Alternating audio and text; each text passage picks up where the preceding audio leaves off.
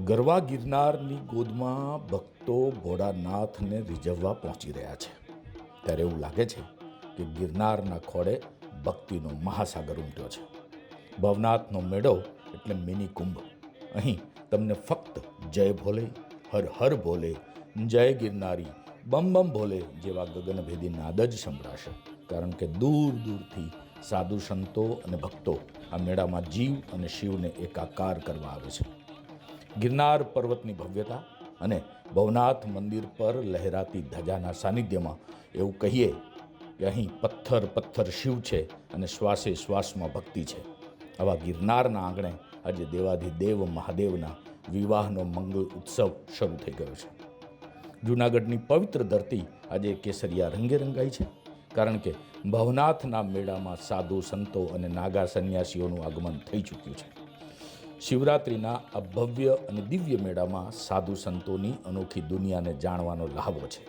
અહીં અલગ અલગ વેશભૂષામાં સજ્જ સાધુઓ, ધૂણી ધખાવીને બેઠેલા સંતો, રુદ્રાક્ષની માળાઓમાં અને બભૂતિ લગાવેલા અઘોરી સંતોના દર્શન સાવ આસાનીથી થઈ જશે.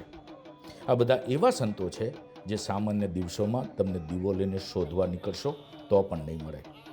મેળાનું ખરું સ્વરૂપ એટલે અહીં પધારેલા સાધુ સંતો. કોઈના હાથમાં ત્રિશૂળ છે, કોઈના ગળામાં રુદ્રાક્ષની ભવ્ય માળાઓ છે. શિખાઓ પર ગંગાજીની જેમ જટાઓ ધારણ કરનારા આ સંતો ભક્તો માટે આસ્થાનું કેન્દ્ર છે. તો બીજી તરફ જેમના માટે આકાશ જ વસ્ત્ર છે એવા નાગા સાધુઓની છાવણીઓમાં ભક્તિનો અનોખો પ્રવાહ વહી રહ્યો છે. પોતાની ભક્તિ અને સાધના મુજબ અલગ અલગ વેશ ધારણ કરેલા આ સંતોને જોતા એવું લાગે કે જાણે સાક્ષાત શિવગણો પૃથ્વી પર ઉતરી આવ્યા હોય. સાથે જ પોતાની ભક્તિની તાકાતથી વિવિધ મુદ્રા ધારણ કરેલા સાધુઓના દર્શન થઈ જાય તો તમારો બેડો પાર છે.